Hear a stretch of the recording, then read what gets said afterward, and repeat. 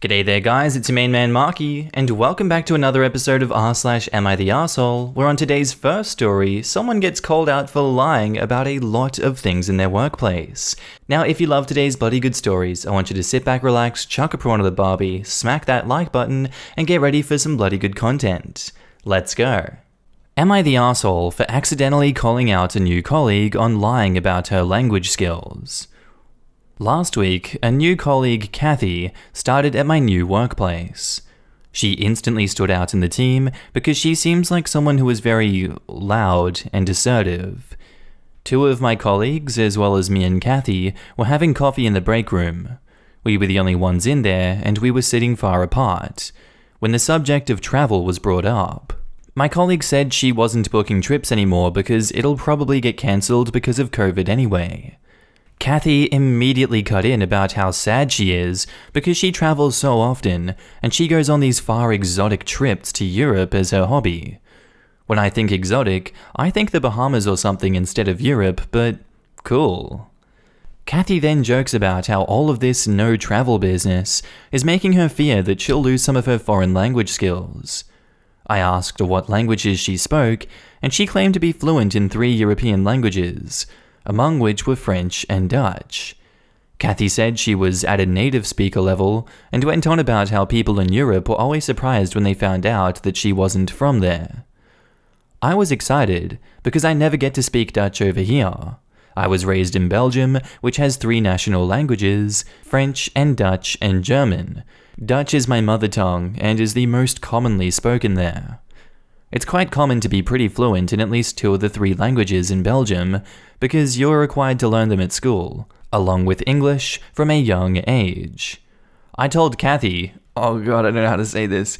Oh look, dan hebben we iets gemeenschappelijk. Which means, oh fun, we have something in common then. She immediately pulled this sour face and asked me if that was supposed to be Dutch. I said yes. She laughed awkwardly and said she couldn't understand because I have a terrible accent and must not be that good at speaking it. Now see, I don't have an accent. I speak Dutch more fluently than I speak English.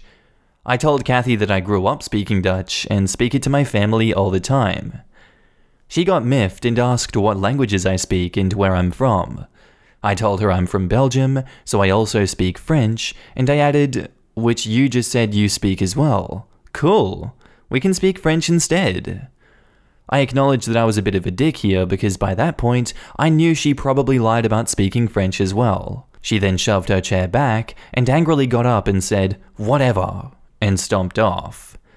It was awkward. My other colleagues kinda just shrugged and said that she shouldn't have lied. However, she later approached me and told me that I embarrassed her by acting superior about my European heritage. I told her there was no way for me to know that she'd lied about speaking those languages. She rolled her eyes and told me I was immature. A colleague told me that Kathy had called me a little B-word who enjoys bullying new colleagues behind my back later. I don't think I was a bully at all, but I don't want this to turn into a huge thing. Do I just apologize to keep the peace?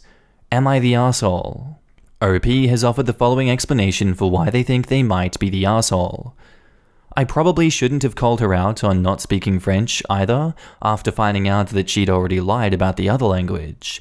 I get why that might have come off as acting superior to her. I also feel I have come off as a bit of an arsehole and ruined her first experience working here. Now in the comments, not the arsehole. Quote, I embarrassed her by acting superior about my European heritage. I mean, not that, but you are superior to her in that you don't feel the need to lie to impress people. And Kathy called you a little B-word. Oh, Kathy, talking aloud into the mirror again? Kathy calling OP immature is rich, especially when she insulted OP and used a derogatory term. I honestly would report Kathy to HR in case she decides to submit a complaint against OP and spin the narrative to her favor. She already showed her character by lying at the break room. I would be on high alert to what lie she will tell to HR. Yes, make HR aware. At the very least, OP, make them aware of what happened. Tell them you don't need to have any action taken against her, as I'm assuming you don't yet, but she seems upset, so you wanted to let them know before it becomes an issue. Not the asshole. She claimed to speak a language. It's not your fault that she lied. It's a risk she ran in telling the lie. This is literally a plot device in comedy movies. Someone purports to be fluent in a language to a person who actually is fluent. Said person gets very excited and says, "Oh my god, yay," in the foreign language, and the person who lied gets flustered and exposed. Not the asshole OP. Edit, Sigourney Weaver in Heartbreakers. Duh. And now back to the post, OP has some edits and says, Edit 1. I'm not sure about escalating this to HR, which a lot of people have told me that I have to do. I feel like this might make me look immature to the rest of my colleagues, of which I am the youngest, and it might not need to go that far. It depends on if Kathy is willing to put this behind her and be professional. If all else fails, I do have witnesses, quote unquote, who would be honest about what happened, so I think I might be in the clear if she tries to twist the story. Edit 2, some people have taken offense to me giving the Bahamas as an example of an exotic place, and are trying to make this into a race issue. I didn't know exotic was an offensive term in the US. Do I think of the Netherlands, Belgium, England, and Norway, which were countries that she was describing as being faraway exotic destinations, as my idea of an exotic trip? No. Not because there's lots of white people there, but because when I think of exotic, I think of a place with nice sunny weather, white sand beaches, and a blue ocean. Maybe it's because I'm from Belgium, but I don't really feel like being in my home country where it's dark and rainy all the time is quite that experience. And edit 3. Some people think that she might not have understood me because she is fluent in Dutch, but learned it in the Netherlands, which has different accents. While it is true that the Netherlands and Flanders have different accents, I didn't speak a very specific dialect like West Flemish or something. I spoke the general Dutch that you'd see in the news in Flanders. I didn't speak quickly to try and make it incomprehensible to set her up. I genuinely believed she spoke Dutch because that's what she was saying, so I talked to her in normal, conversational Dutch.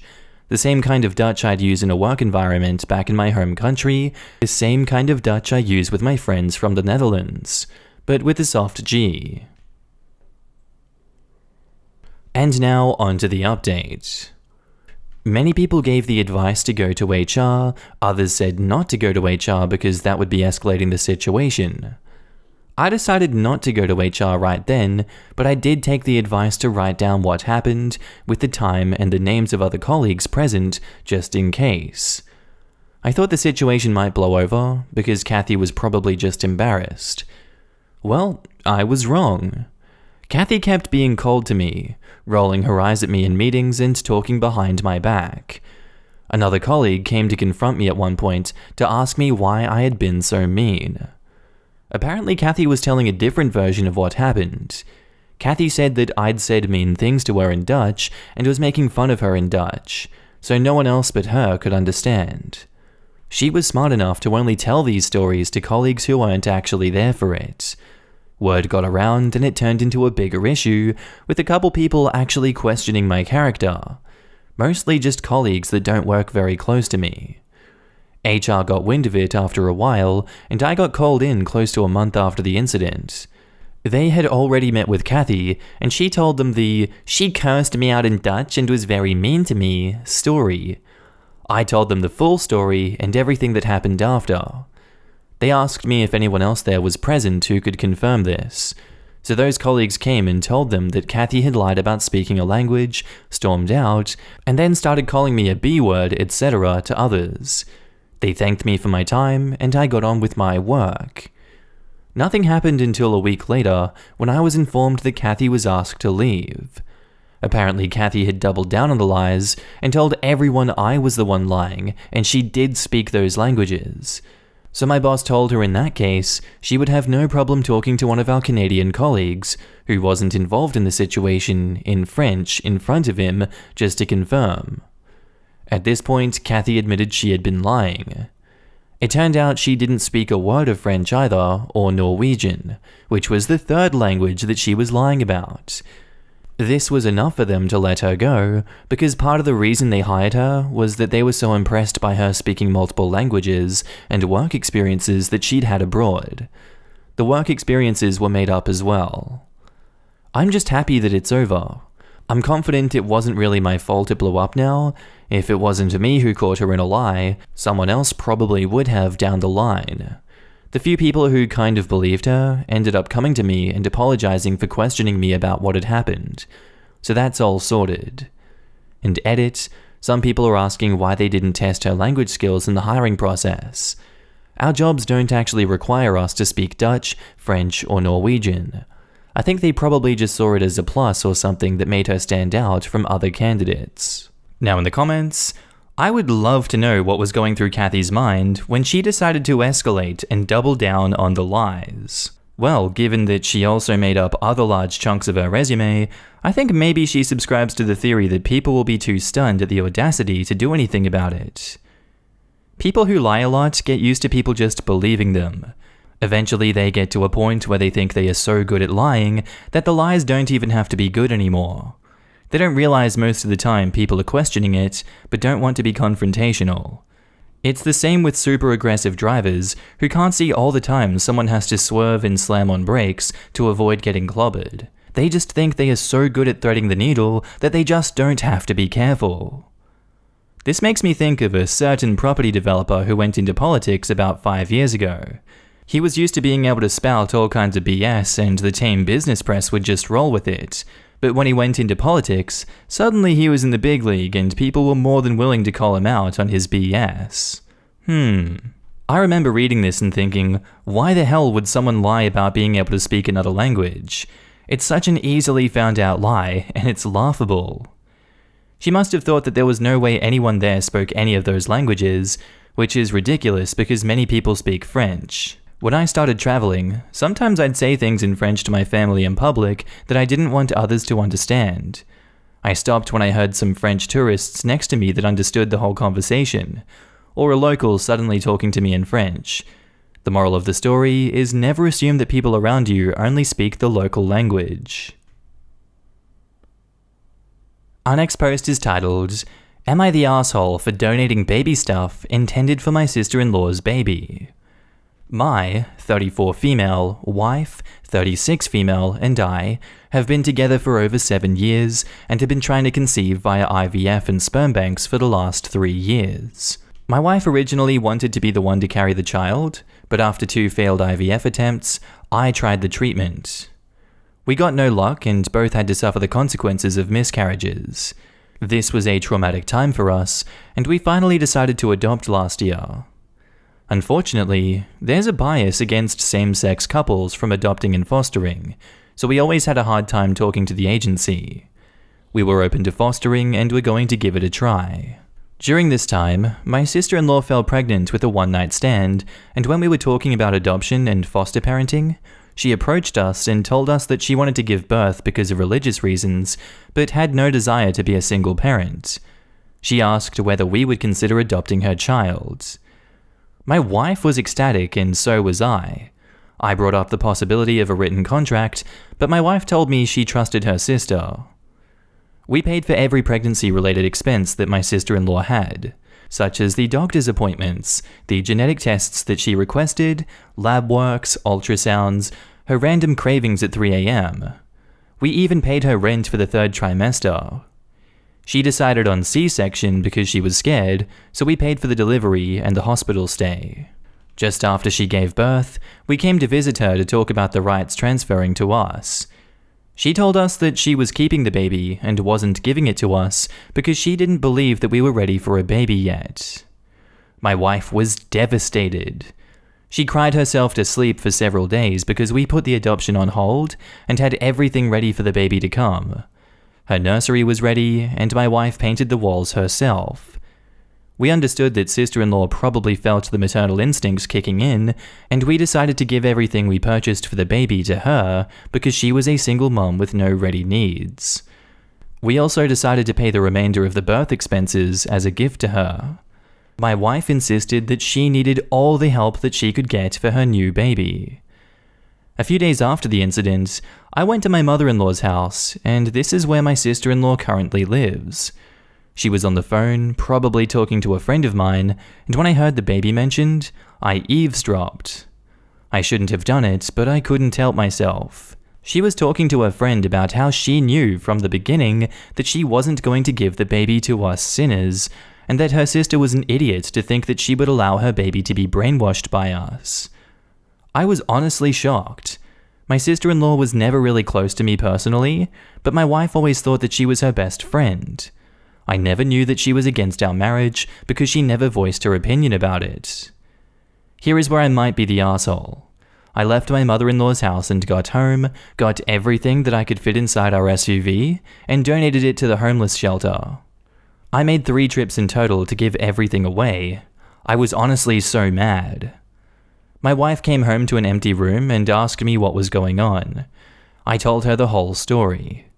While she was shocked at her sister's reactions, she told me that I had no right to give away the baby stuff and that her sister really needed it.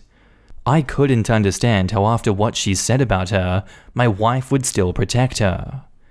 Well, my sister-in-law found out and all hell broke loose. She berated me on how she was a single mom to a baby now, how she needed these things, how she didn't prepare for the baby's arrival because she depends on us. I told her to kick rocks. After spending over $10,000 on her expenses, I was beyond frustrated to allow her to continue. She told me that these things were meant for this baby, and I was wrong for giving her things away. My mother-in-law called my wife to tell her how selfish I was for my actions, and that we should at least help sister-in-law with upcoming expenses, because my mother-in-law is on a fixed income, unable to help, and sister-in-law wants to focus on raising the baby rather than working. From my understanding, we owe her nothing and we've already helped her tremendously, but my wife feels incredibly guilty and wants me to help a new mom. I understand that she's in a bad place, but how she acted is way beyond what I'm comfortable with dealing. Although I also feel incredibly bad because I may have put the baby in a bad situation. I'm starting to think maybe I was the asshole to donate the stuff meant for the baby.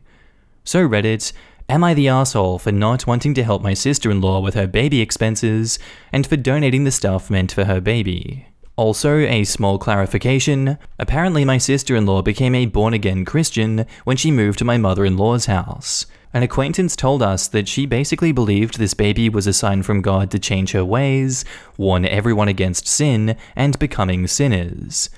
All the power to her for her beliefs, I just didn't expect her to deem us sinners. Now in the comments, not the asshole. Your sister-in-law took advantage of you, financially and emotionally manipulated you. She's the asshole, full stop. And while I think you should have consulted with your wife before donating it all, it sure as hell shouldn't have gone to her. She had a one-night stand and needs to face the realization that she's now a mum, which means that she's responsible for the baby. She decided to keep it and manipulate you into paying all of her bills. She needs to step up and be the parent. Not y'all. You don't have to help her with anything. She made her bed, she has to sleep in it, no matter how shitty it is. And OP replies, I understand, but we had a lot of nights dreaming about how it would be to finally be with our baby, and the thought of her going hungry or hurting makes my heart ache. She is the innocent in this, and I don't know how to help her. You can't without a written contract stating the adoption. If you continue to help, you'll only be helping your sister-in-law raise a baby who isn't yours, will be raised with the same views as your sister-in-law, and more than likely won't care very much about helping you when she's an adult. I know it hurts, but you can't help all the kids in the world, and you can't help this one. As long as sister-in-law has her free ride on you and your wife's backs, she'll continue taking advantage of you. She needs to get off her ass and take care of her child. You've given her an amazing head start already. A lot of mums have no support at all. There's no excuse for her not to step up if she's not going to let y'all adopt the baby. Not the asshole. Your sister-in-law is an awful person. She dared to comment on your life while she was stealing and deceiving you and your wife? I wouldn't give her anything else. She just wants to live off your money. And OP replies, that is true.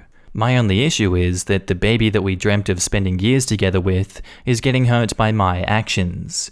She is innocent in this, and she may not be my baby, but we went to every appointment, listened to every heartbeat. I can't help but think I'm also punishing her for her mother's actions. And your sister-in-law knows this and rubs her hand, loving it when a plan comes together. Was she homeless before the pregnancy and at risk of starving the baby? No? Then she can give the baby what she needs to be a happy, healthy baby. She got a free ride for her whole pregnancy. Those were expenses that she did not have. She has her mother, friends, other relatives. I'm pretty sure it won't take longer than a week to furnish the baby's room with what's needed for little to no money if she asks around or bothers to actually use some of her own money on her own child. Sister-in-law is disgusting. She's turning the child into a perverted peep show. Want to hold the baby? That's food for a week. Want to see a picture? Pay for diapers. Oh, you want to talk to your niece? See a picture of her first school day? Well, there was this theme park she always wanted to go to, so you better cover all expenses for child and mom.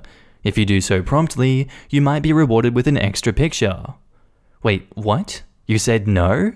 Black screen. Oh, you don't want to pay for my car, groceries, phone bill? Well, guess I'll just have to pay for it myself and put how my poor innocent baby starves on a webcam. Is this the life you want to live? She also knew exactly what she was doing to her own sister. She knew how desperate her own sister was. She saw the joy, the tears, the hope, and happy expectations during the whole pregnancy. Every single time they talked, or your wife forked over the money that your sister-in-law demanded. And she did not give an F. She gloats. She is proud of her plan. She did not change her mind. She saw the sadness of her sister and had a brilliant idea of how to take advantage of it. She was at no point happy for either of you. She was happy for herself that you two were so easy to manipulate and worked like a free ATM. She doesn't even regret it one little bit. Not, I know I planned this from the beginning and I'm relieved it worked because of the finances, but I really feel bad now after seeing how it destroys my sister. Haha, God, those disgusting sinners were so easy to manipulate. Serves them right. I am such a genius. Is this what you want to encourage? Cut them all out. They don't like either of you, and their only use for you and your wife is to pay for your sins, through them, with money. This child will not starve. If you have any serious reason to believe that she's in danger, call CPS. Both of you need therapy ASAP to untangle this emotional mess and see the reality how it is. You were maliciously taken advantage of, and they plan to continue so. They'll mercilessly milk you while using you as a bad example of a lifestyle and godless people as the child grows.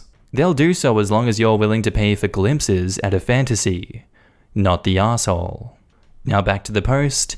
Edit. Thank you guys for your kind responses. Some of your answers really made me think about how I should approach this topic, and I apologize to my wife because I didn't have her approval getting rid of things that were also hers. I didn't consider her feelings. I will also discuss the option of therapy with her. This all feels surreal, and I will be taking a while to digest some of the responses and think back on everything. Also, a huge thanks to some of you guys suggesting to look at LGBT-friendly adoption centers. I can't believe we didn't think to Google that. The adoption topic will be on hold while we process all of the events, but thanks for giving us hope.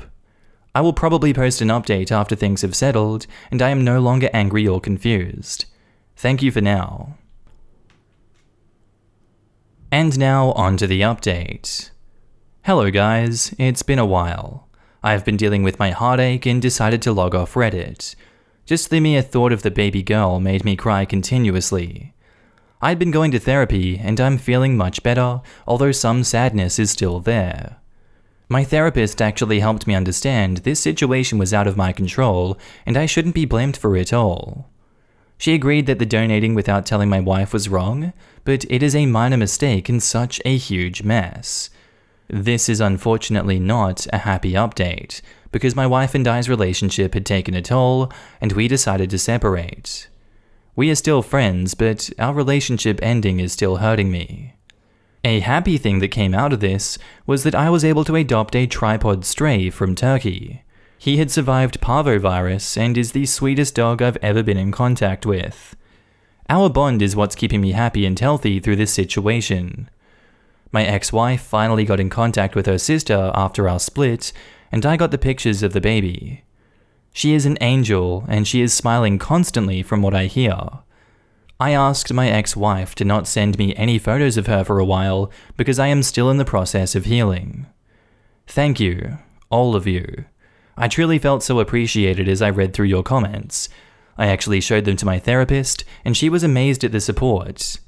She believes that all of this support and my friends have really helped me in the healing process with therapy. I have forgiven my sister-in-law, and I bear no ill wishes towards her. This does not mean that I will probably ever be in contact with her, but I needed to forgive her to move on. If you were able to, please donate to either a charity for less fortunate kids or animals. They are truly the most innocent beings that deserve all the support that they can get. Anyway guys, I think that's where I'm going to end today's video. If you did like it, tell me what you thought about it down in the comments below, and make sure to just interact with everyone in this community. I love each and every one of you that I get to see on a daily basis. And don't forget, if you are a Patreon subscriber, I love you. You're on the screen right now with the YouTube members as well. If you see yourself, give yourself a pat on the back. You guys help me continue this YouTube journey. You keep me going. I see you guys everywhere. I see your messages, and thank you so much for supporting me. I really love every single one of you. But with that all said, I'm going to be signing off now, guys. I hope you have a good day, night, sleep, whatever you're up to, and I'll see you in the next episode. Bye.